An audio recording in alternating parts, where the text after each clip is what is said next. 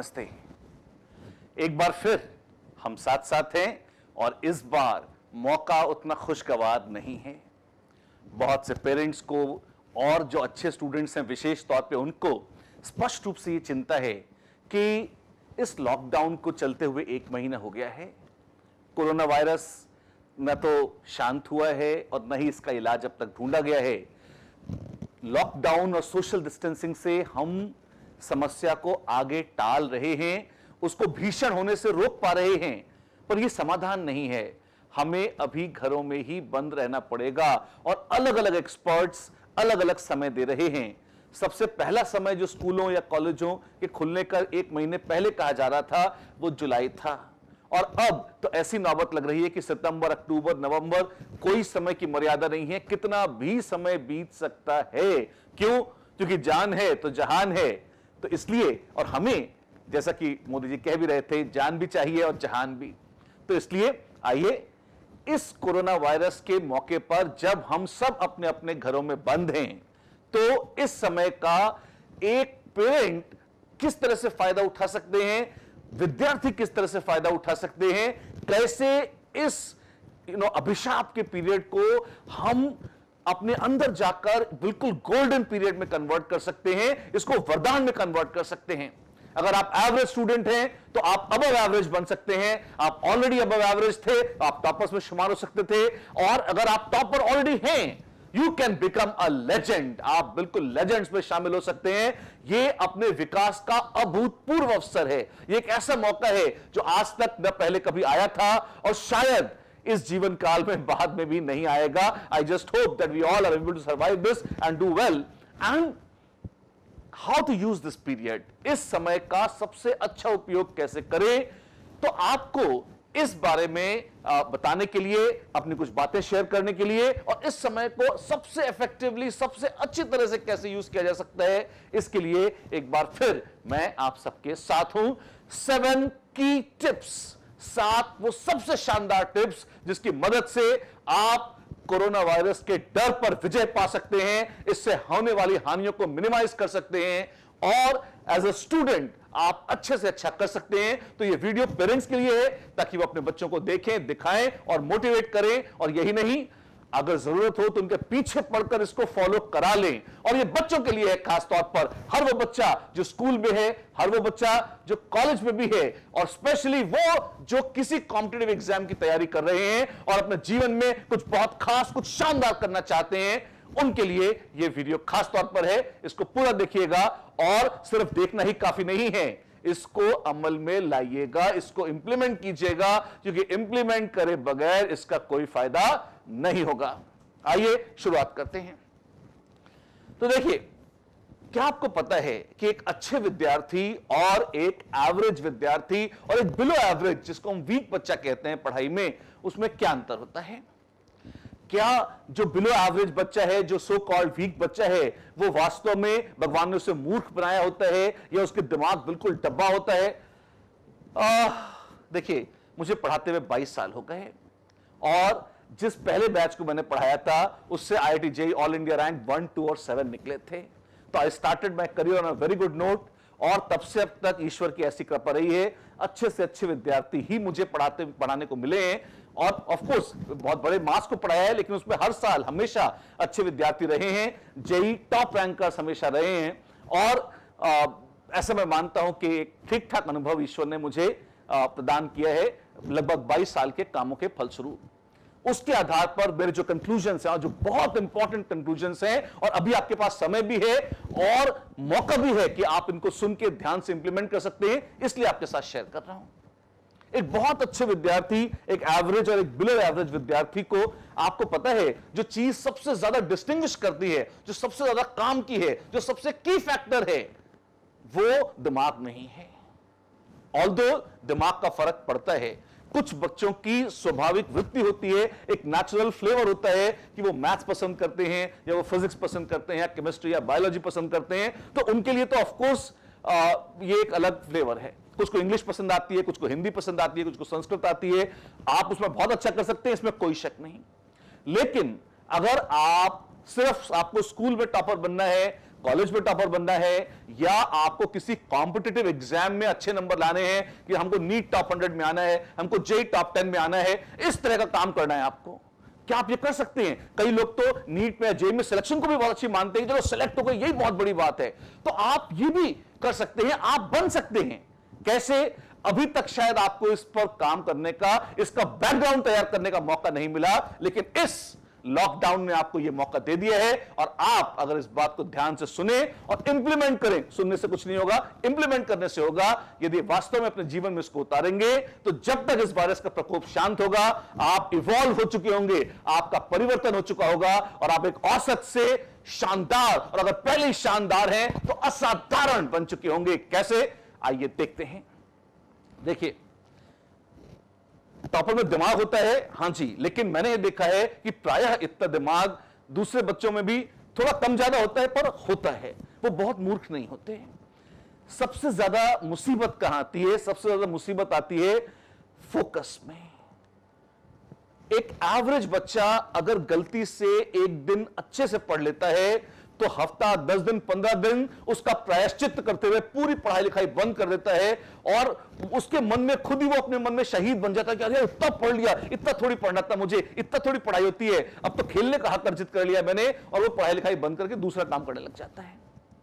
और जो टॉपर बच्चे होते हैं, क्या वो दिन रात लगातार लगे रहते हैं? अरे ऐसा कुछ नहीं है, वो भी ऐसे ही होते हैं। अंतर इतना है कि उनके जो ये फ्रीक आउट टाइम होते हैं या जिसमें वो अपना समय नष्ट करते हैं, ये समय वो मिनिमाइज कर लेते हैं। और जैसे जैसे ये समय मिनिमाइज करते रहते हैं, जैसे जैसे वो कम समय में मन को रिलैक्स करना, जीवन का आनंद उठाना सीख जाते हैं और फिर काम पे लग जाते हैं। ये जो ब्लैंक स्पेसेस हैं, जैसे जैसे आप इसको कम करते जाएंगे, आपकी एफिशिएंसी बढ़ती जाएगी और आप एक एक सीढ़ी ऊपर चढ़ते जाएंगे और एवरेज से अबव एवरेज होते जाएंगे। तो ध्यान रखिए, बहुत बढ़िया फिजिक्स, केमिस्ट्री, बायोलॉजी और मैथ्स ये पढ़ना तो टॉपर बनने का कॉम्पिटिटिव एग्जाम में मंत्र है ही। लेकिन समस्या यह आती है कि जो इतने बड़े बड़े भारी भारी सिलेबस आप पढ़ना शुरू करते हैं तो फिर पता लगता है कि ये मन ऊब गया। फिजिक्स पढ़ते हैं तो सब केमिस्ट्री छूट जाती है, केमिस्ट्री पढ़ते हैं तो बायोलॉजी या मैथ्स छूट जाती है, एक करते हैं दूसरा नहीं होता, दूसरा करते हैं तो तीसरा नहीं होता। क्या करें? पढ़ते हैं तो भी टेस्ट में नंबर नहीं आते। तो ये सारी समस्याएं जो या तो आपने फेस करी हैं और या आप फेस करेंगे। इवन स्कूल में अगर आप पढ़ रहे हैं, अगर आप 5th, 6th, 7th, 8th किसी भी, अगर फर्स्ट क्लास में भी हैं, और तो छोटे, बहुत छोटे बच्चों को इतनी सब बातें समझ में नहीं आएंगी तो पेरेंट्स को सुनकर उनको अपनी भाषा में समझानी पड़ेगी। लेकिन मुद्दे की बात यह है कि जो जमीन तैयार होती है वो बहुत इंपॉर्टेंट है। इवन जो फॉरेस्ट डिपार्टमेंट है वो भी अगर वास्तव में कहीं जंगल उगाना चाहता है तो वो वहां पे वृक्षारोपण वगैरह का ड्रामा नहीं करता। वहां पे वो क्या करते हैं? जमीन अच्छी तैयार कर देते हैं। और अगर जमीन एक बार बढ़िया से तैयार हो जाती है तो आप पाते हैं जंगल तो वहां अपने आप उगाता है, प्रकृति उसकी व्यवस्था स्वयं कर देती है। ठीक इसी तरह से यदि आप बहुत शानदार तरीके से पढ़ना चाहते हैं, पढ़ाई में असाधारण उपलब्धि हासिल करना चाहते हैं, तो आपको जमीन तैयार करनी होगी। और ये जमीन कौन सी है? ये है आपकी खोपड़ी, आपका मन, आपका मस्तिष्क, आपका ध्यान। यदि आप अपने मन और मस्तिष्क पर नियंत्रण स्थापित कर लें, यदि आप अपने ध्यान को वन पॉइंटेड फोकस में कन्वर्ट कर सकते हैं, तब आप देखेंगे आपका मोटिवेशन लेवल हाई होता जाएगा और तब आप ऐसी पढ़ाई बिल्कुल शानदार तरीके से कर पाएंगे जिसमें लगातार मेहनत करनी पड़ती है। और लगातार मेहनत करने का मादा बहुत ज्यादा विद्यार्थियों में नहीं होता। आप देखें, आईआईटी की परीक्षा कोई बहुत मुश्किल परीक्षा नहीं है, लेकिन इसके बावजूद कट ऑफ कितना होता है? इवन जेई मेन तो जो कि आसान माना जाता था, उसमें भी कट ऑफ कोई बहुत ज्यादा मार्क्स का नहीं होता। उतने से मार्क्स तो अगर आप आधा सिलेबस भी ढंग से पढ़ लें तब भी आ जाते। पूरा देश, सेकंड नंबर का दुनिया का सबसे पॉपुलर देश, सबसे बुद्धिमान देश, अरे उसमें 1000, 2000 विद्यार्थी, लाखों विद्यार्थियों में, दसियों लाख विद्यार्थियों में 10,000 विद्यार्थी ऐसे नहीं जुटते जिनके 50%, 40% ज्यादा नंबर आ जाएं। तो ये नहीं बताता कि देश मूर्ख है, ये बताता है कि हमारे विद्यार्थी अनफोकस्ड हैं और उनको पढ़ने का सही तरीका नहीं आता। बोर्ड की परीक्षाओं में, स्कूल की परीक्षाओं में आपको बस नंबर बांट दिए जाते हैं, रट रट कर आप वो नंबर कब्जे में ले लेते हैं। या फील गुड फैक्टर के अंतर्गत आपको बढ़िया बढ़िया 90, 95, 100% नंबर टिका दिए जाते हैं और आपको लगता है कि हम तो बहुत शानदार हो गए, और फिर जैसे ही आप नीट के या जेईई की परीक्षा देते हैं वहीं तारे जमीन पर हो जाता है। आप देखते हैं अरे मेरे तो 95% नंबर थे, यहां तो 5% रह गए, बाकी 90% कहां गए क्योंकि वास्तव में तो इतना ही पढ़ रखा है, वास्तव में जो लेवल ऑफ अंडरस्टैंडिंग है वो तो इतना ही है, इस वजह से कम नंबर आते हैं प्रतियोगी परीक्षाओं में। इसको ठीक कैसे करें? देखिए, कथा के पहले महात्म्य कहना जरूरी है, इसलिए पहले तो मैंने आपको इंपॉर्टेंस बता दी कि जो मैं बोलने जा रहा हूं वो बहुत जनरल लेकिन सबसे फंडामेंटल, सबसे की और सबसे इंपॉर्टेंट बातें हैं। अगर आपको इन बातों का महत्व समझ में आ गया है तो आइए अब ये बातें शुरू करते हैं। पहला काम, फर्स्ट पॉइंट, मैं 7 पॉइंट्स बताऊंगा, 7 की points to success. Keep watching this series, और उसमें पहला पॉइंट आप सुनिए ध्यान से। सबसे पहला पॉइंट है, आपको समय से उठना होगा। You have to wake up early. Waking up early means, अब अर्ली की परिभाषा अलग अलग बच्चों के लिए अलग अलग होती है। जैसे कुछ बच्चों को लगता है कि साहब हम तो दोपहर में 2 बजे उठते थे, अच्छा जल्दी उठना है, चलो 12 बजे उठ जाएंगे। नहीं, दोपहर 12 बजे कोई उठने का समय नहीं होता। सही उठने का समय कौन सा है? सही उठने का समय है सुबह 4 बजे। क्या क्या क्या क्या? जी हां, आप लेट उठते हैं, 5 बजे उठ जाइएगा, इतना बहुत है, इससे ज्यादा लेट नहीं उठना चाहिए। अगर आप विद्यार्थी हैं, अपनी खोपड़ी सही रखना चाहते हैं और शरीर से भी स्वस्थ रहना चाहते हैं, 100 साल तक जीना चाहते हैं, सबल शरीर के साथ रहना चाहते हैं, आपको सुबह जल्दी उठने की आदत डालनी होगी। अब कुछ विद्यार्थी कहते हैं कि साहब हम तो 3 बजे सोने जाते हैं, आप 4 बजे उठने की बात कर रहे हो तो हम सोएंगे कब? तो मेरे भाई, आप एक काम करो, आप 3 बजे सोने जाते हो ना, तो आप 3 बजे सोकर 4 बजे उठ जाओ, या एक दिन आप मत सो। इससे क्या होगा? इससे ये होगा कि जैसे ही वो दिन बीतेगा और शाम आएगी, आते आते आते आते 8, 9, 10 बजे तक आपकी आंखें भारी होने लगेंगी और आप चुपचाप शांतिपूर्वक सो जाएंगे। कई बच्चे कहते हैं कि साहब हमको तो रात में ही फोकस मिलता है, रात में ही हमारी मानसिक शक्तियां जागृत होती हैं, जैसे निशाचरों की हो जाती थी, है ना, और हम रात भर जागते हैं तो डिस्टर्बेंस नहीं होता, हम रात में बड़ा अच्छा पढ़ाई कर लेते हैं। और विशेष तौर पर अगर हम आईआईटी की या नीट की परीक्षा की तैयारी कर रहे हैं तो रात भर जाग के पढ़ने में बहुत मजा आता है। देखो, मैंने लगभग 40-50 हजार विद्यार्थियों को डायरेक्ट पढ़ाया है और लाखों विद्यार्थियों को यह तैयारी करते हुए देखा है, मोटिवेट किया है, काउंसिल किया है, उनकी समस्याओं का समाधान किया है। तो मैं और खुद भी ऑफ कोर्स आईआईटी बॉम्बे से पढ़ा हूं, तो मतलब ये इस पूरी प्रक्रिया से गुजरा भी हूं। लेट नाइट स्टडीज नौटंकी के अलावा कुछ नहीं होती। सच तो ये है, अगर आपको देर तक जागने की भी आदत है तो मैक्सिमम 2-3 बजे तक ही पढ़ पाते हैं, उसके बाद आंखें झिपने लगती हैं, एफिशिएंसी डाउन हो जाती है। हां, आप बड़ी शहीदाना मुद्रा में सुबह उठकर डींग मार सकते हैं कि अरे मैं तो रात भर जाग के पढ़ा। माता पिता भी एकदम वारी वारी जाते हैं कि अरे मेरा बच्चा, ये देखो, ये तो रात भर जाग के पढ़ रहा था, कितनी मेहनत कर रहा है मेरा बच्चा। बच्चा तो डरा कर रहा है। क्यों? क्योंकि 2-3 बजे के बाद नींद की झपकियां आनी शुरू होती हैं, आप झपकी लेते रहते हैं, पढ़ते रहते हैं, जगते। ऐसा नहीं कि आप कुछ नहीं कर रहे, पर आपकी लेवल ऑफ एफिशिएंसी बहुत पुअर है। और अगर आपको पूरी शांति चाहिए, घर शांत चाहिए, आप जल्दी सो जाइए, आप 3 बजे उठ जाइएगा। 3 बजे आप सोने जाते हैं, आप 3 बजे उठ जाइए, तब भी रात ही रहती है। आप ब्राह्म मुहूर्त में उठिए और बढ़िया उठकर बैठ के चुपचाप नहा धो के पूजा करके पढ़ने बैठ जाइए, क्या दिक्कत है इसमें? लेकिन ये जो वहम है, इस वहम से मुक्ति पाना बहुत जरूरी है। और अगर आपको लगे कि मैं कोई बड़ी दकियानूसी और वैदिक काल की बात कर रहा हूं, तो मैं सिंपल सा आपको आपके स्वार्थ के हिसाब से, आपके लॉजिक के हिसाब से समझा देता हूं। इन सबको हटा दीजिए। अगर आप स्कूल की एग्जाम देने जा रहे हैं, बोर्ड की परीक्षा देने जा रहे हैं, आईआईटी की परीक्षा देने जा रहे हैं, नीट की परीक्षा देने जा रहे हैं, तो क्या यह परीक्षा आधी रात को होती है? जब आप रात भर जागकर पढ़ते हैं तो कल को आप कहें कि साहब आईआईटी का टाइम भी आप रात में करिए, क्यों 12 बजे से 2 बजे तक हमारा बड़ा मन लगता है पढ़ने में? नहीं होगा, वो तो सुबह होगी ना। अगर आप जेईई देने जा रहे हैं, आईआईटी जेईई की परीक्षा सुबह होती है और दोपहर में 2 पेपर होते हैं आपको। आप कहते साहब मैं तो खाने के बाद सोने जाता हूं, मेरे को तो नींद आती है, तो भैया फिर वहां भी नींद आएगी आपको, वहां आपकी एफिशिएंसी खराब होने लगेगी। अभी लॉकडाउन का पीरियड है, आपके पास कोई हैवी काम नहीं है, इसी गंदी आदत को आपको सुधारना है। और ध्यान रखिए, ऐसा नहीं है कि मैं आपको कोई बहुत टेक्स्ट बुक वाली बात बता रहा हूं। जितने टॉपर्स को मैंने देखा है, अधिकांश टॉपर्स को इस प्रैक्टिस को यूज करते हुए देखा है। हां, कई टॉपर्स आपको ऐसे भी मिल सकते हैं जो अब आईआईटी में जाने के बाद या मेडिकल कॉलेज में जाने के बाद कहें कि हम तो रात भर जागते हैं। वो रात भर जागते हैं गप्पे मारने के लिए। हो सकता है उन्होंने रात में जागकर थोड़ी बहुत पढ़ाई करी हो, लेकिन लंबे समय तक रात भर जागकर कोई भी दिन भर एनर्जेटिक नहीं रह सकता। रात भर जागने के जो साइड इफेक्ट्स होते हैं आप मुझसे सुन लीजिए। सबसे पहले आपका डाइजेशन खराब हो जाता है। आप या तो कॉन्स्टिपेटेड रहेंगे या आपको खाना ढंग से हजम नहीं होगा, एसिडिटी बनेगी, गैस बनेगी। उसके साथ साथ आपका मेंटल फोकस बिगड़ जाता है।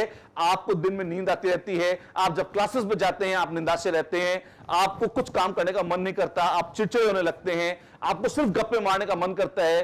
कुछ पढ़ने बैठते हैं तो पढ़ने में मन नहीं लगता। क्यों? क्योंकि आपकी रात में जागने की आदत है।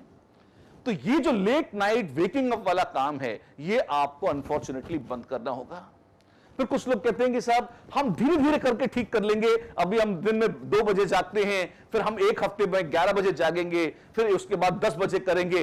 ये सब बकवास है, आप कभी नहीं करने वाले। ये झटके में, एक झटके में गंदी आदतों को जिम्ह कर दीजिए, हलाल कर दीजिए। आपको सीधे सुबह आना है।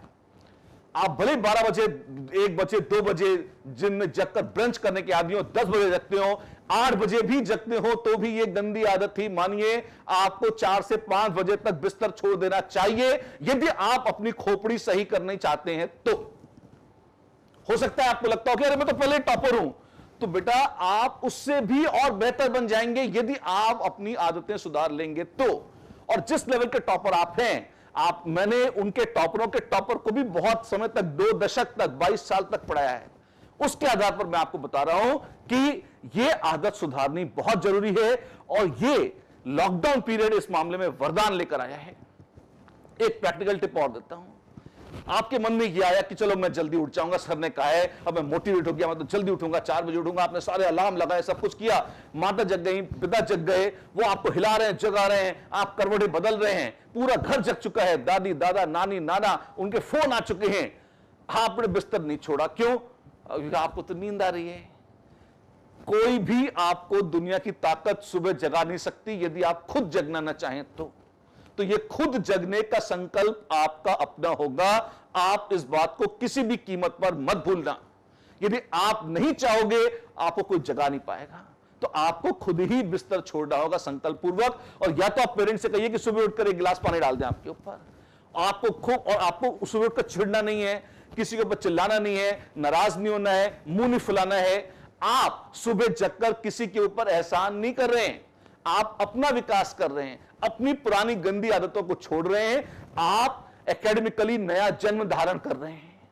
तो आपको अपनी आदत खुद ही सुधारनी होगी इस संकल्प के साथ ही कि मैं सुबह उठकर बढ़िया से काम करूंगा। क्यों? क्योंकि मुझे अपनी एक बहुत हेल्दी हैबिट को स्टैब्लिश करना है। तो फर्स्ट वेरी की, very important habit is get up early.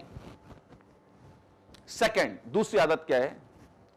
और यह आदत क्या हमारे जो एडोलेसेंट विद्यार्थी हैं उनमें बहुत ज्यादा होती है, स्पेशली बॉयज में बहुत होती है, वो नहाते नहीं है। आप सुबह उठिए और जब सुबह उठी गए हैं, एक कष्ट आपने उठा ही लिया है, तो चुपचाप बाथरूम में जाइए और फटाफट नहा लीजिए। और अब तो ठंड भी नहीं है, बिल्कुल गर्मियां हो गई हैं, आपको अच्छा भी लगेगा नहाकर। Just try it out. आप उठिए और बगैर दिमाग लगाए मशीन की तरह जाइए और बगैर सोचे समझे चुपचाप पानी डाल लीजिए, नहा लीजिए। Second point, this is important. खोपड़ी खुल जाती है, ध्यान सध जाता है, आप पूरे गंदगी में बैठते हैं, पसीने में डूबे हुए बैठते हैं, पढ़ने नहीं होती अच्छी पढ़ाई। आप जैसे ही सुबह नहाएंगे, आप देखेंगे दिमाग ठंडा हो जाएगा, मेंटल फोकस इंप्रूव होगा। You must Beth regularly. तो सुबह उठिए, जल्दी उठिए, और उठते ही बगैर सोचे समझे ब्रश कीजिए और नहा लीजिए। अब आप कहोगे ये तो आप पुरानी धार्मिक बातें कर रहे हैं। मैं बिल्कुल प्रैक्टिकल वो की पॉइंट्स बता रहा हूं आपको जो टॉपर्स करते हैं, लेकिन ये कूल सुनाई नहीं देता, इस वजह से वो बहुत शेयर नहीं करते, है ना। आपको कूल चीजें चाहिए, कूल चीजें जैसे पार्टी करना, रात भर जागना, पब्स में जाना, ये सब सो कॉल्ड कूल माना जाता है, पर इसके रिजल्ट्स उतने कूल होते नहीं है, वो बाद में अनकूल हो जाते हैं और भट्टा बैठ जाता है। तो ये सब कूलनेस आप जब एक लेवल पर आ जाए ना, उसके बाद उसकी बात करिएगा। और या फिर अब जब वायरस का पीरियड आ चुका है, इसके बाद का आप मान सकते हैं this is the new cool. आप कूलनेस की डेफिनेशन चेंज कर लीजिए और चीजें अपने आप ठीक हो जाएंगी। थर्ड, अब जब आप सुबह उठ चुके हैं, नहा चुके हैं, भैया भगवान को भी हाथ जोड़ लीजिए। क्यों? आस्था में बहुत शक्ति होती है। जिसको भी आप मानते हैं, जो भी आपके इष्ट हैं, आप एक बार ब्रीफली सही 2 मिनट, 3 मिनट, 5 मिनट आप ध्यान कर लीजिए, पूजा कर लीजिए। इससे क्या होता है, और वैसे भी अभी तो मुसीबत का समय चल रहा है और मुसीबत में मन में भक्ति ऑटोमेटिकली जाग जाती है। तो यदि आपके मन में ये भक्ति अभी तक नहीं जगी थी तो कोशिश करिए जाग जाए। पूजा का डायरेक्ट महत्व क्या है? देखिए, अगर आप लंबे समय तक, अगर आप प्रॉपर पढ़ना चाहते हैं, अच्छे विद्यार्थी की तरह पढ़ना चाहते हैं, दिन में 8-8, 10-10, 12-12 घंटे पढ़ना चाहते हैं, आप पाएंगे आप 1-2 दिन भी पढ़ेंगे तो आप फ्रस्ट्रेट होने लगेंगे, आपकी मानसिक ऊर्जा तेजी से कम होने लगेगी। इस मानसिक ऊर्जा को सस्टेन्ड बनाए रखने के लिए यह बहुत जरूरी है, it is very necessary, it is very obligatory कि आप जिस भी बड़ी शक्ति का ध्यान करना चाहें, आप ईश्वर को ध्यान करना चाहें, आप जो भी आपके इष्ट हो, है ना, और इसका धर्म से कोई संबंध नहीं है। आप नास्तिक हैं तो आप प्रकृति का ध्यान कर सकते हैं। अगर आप किसी भी अपने से बड़ी शक्ति को मानते हैं तो थोड़ी देर नमन कर ले, और किसी को नहीं मानते हैं, गौर नास्तिक हैं, तो उसके लिए भी अपने पास स्थान है। आप चुपचाप बैठकर ध्यान कर लीजिए। Just focus on being blank, that's it. दिन में सुबह 2 मिनट, 3 मिनट, 5 मिनट अगर आप ये कर पाएंगे, आप पाएंगे कि आपका पूरा दिन, पूरे दिन की ऊर्जा आपको सुबह के 5 मिनट दे देते हैं। आप इन 5 मिनटों को अंडर एस्टिमेट मत करिएगा। कुछ नहीं कर सकते तो दीपक जलाकर उसकी ज्योति पर आप ध्यान कर लीजिए, आप पाएंगे आपका पूरा दिन बेहतरीन और ऊर्जास्वित बीतेगा। 3 पॉइंट्स अभी तक बोले हैं। पहला, सुबह उठना है, दूसरा नहाना है, और तीसरे, ईश्वर का ध्यान करना है। और अगर ईश्वर को नहीं मानते तो किसी का भी सही पर ध्यान करना है। चौथा पॉइंट, प्राणायाम भी कर लीजिए। जब इतनी मुसीबत उठा ली है, और ध्यान रखिएगा ये सब करने में आपको आधा घंटे से ज्यादा नहीं लग रहा, तो आप सुबह 10 मिनट प्राणायाम कीजिए। कौन सा? वैसे तो YouTube आप देख ही रहे हैं, बहुत सारे अच्छे अच्छे सेंट्स हैं जो इसके बारे में बताते हैं, बहुत ज्ञानी लोग बताते हैं। अदरवाइज बुद्धि ठीक रखने के लिए, स्मरण शक्ति बढ़ाने के लिए, ब्रेन पावर को विकसित करने के लिए सबसे अच्छा और यूजफुल प्राणायाम है अनुलोम विलोम प्राणायाम। तो अनुलोम विलोम तो आपको निश्चित रूप से करना ही है। और यदि आप वो पूरी प्राणायाम की साइकिल जो अलग अलग एक्सपर्ट्स बताते हैं, अगर वो कर सकते हैं, 15 मिनट, 20 मिनट सुबह आप कर लें, बहुत शानदार है। और ट्रस्ट मी, अगर आपने इसको महीने 2 महीने पूरे पीरियड में ढंग से कर लिया, आपकी ब्रेन पावर बढ़ जाएगी, आपकी मेमोरी पावर बढ़ जाएगी, आपकी चीजों को याद रखने की और याद रखकर एनालाइज करने की पावर भी बढ़ जाएगी। क्योंकि मन जैसे जैसे शांत होता जाता है, वैसे वैसे उसकी शक्तियां जागृत होती जाती हैं। और मन को शांत करने का सबसे सुंदर तरीका, मन को फोकस करने का, मन की क्षमताओं को जागृत करने का सबसे सुंदर तरीका है प्राणायाम। हजारों विद्यार्थी ऐसे हैं जो बाद में आते हैं और मुझसे पूछते हैं कि भाई कि सर हम क्या करें, हम एक सब्जेक्ट करते हैं, दूसरा छूट जाता है, भाई दूसरा करते हैं, तीसरा छूट जाता है, हम थक जाते हैं, हमारा मन नहीं करता पढ़ने का। वो एनर्जी कहां से लाएं? वो एनर्जी आपको प्राणायाम से मिल जाएगी। सुबह का जो पूजा है, जो प्राणायाम है, सुबह उठना, ये जो प्रक्रिया है, ये प्रक्रिया, ये it is a gold mine, ये खजाना है जो मैं आपको बता रहा हूं। इसको आप अंडर एस्टिमेट मत करिए। ये भले ही आपने ट्रेडिशनल टेक्स्ट बुक्स में पढ़ा हो, और वो भी हमारे पूर्वजों ने अपने बहुत लंबे हजारों वर्षों के अनुभव से जो ज्ञान प्राप्त किया था वो है, और वो झूठ नहीं है। आपको आईआईटी की परीक्षा में, नीट की परीक्षा में, स्कूल की, बोर्ड की जो परीक्षा देना चाहते हैं, उसमें अगर आप बेहतर करना चाहते हैं, ये उसकी कुंजी है। और आपको इसको अंडर एस्टिमेट करे बगैर प्रॉपर टेकअप करना है और फॉलो करना है, इसको मत भूलिएगा। और इसको करने का सबसे अच्छा टाइम अगर कोई था तो वो अब है। क्यों? आपके पास कुछ नहीं है करने को, आप दुनिया की हर चीज करके बोर हो चुके हैं, घर में तो बैठे हैं, तो अब क्या करना है, कर लीजिए, क्या दिक्कत है इसमें। ये फर्स्ट आदतों का सेगमेंट है। ध्यान रखिएगा, ये आदतें अगर नहीं होती हैं तो भी आप कॉम्पिटिटिव एग्जाम में सफल हो सकते हैं, पर अगर ये हैं तो आप अपनी शक्तियों को कई गुना बढ़ाकर और बहुत बेहतर सफलता हासिल कर सकते हैं। इसके बाद कुछ बहुत इंपॉर्टेंट पॉइंट्स बच गए हैं। 4 पॉइंट्स मैंने आपको बताए हैं, बाकी बचे हुए पॉइंट्स हमारे अगले वीडियो में है। हमारे साथ बने रहें and click on the next one so that we can check on those also.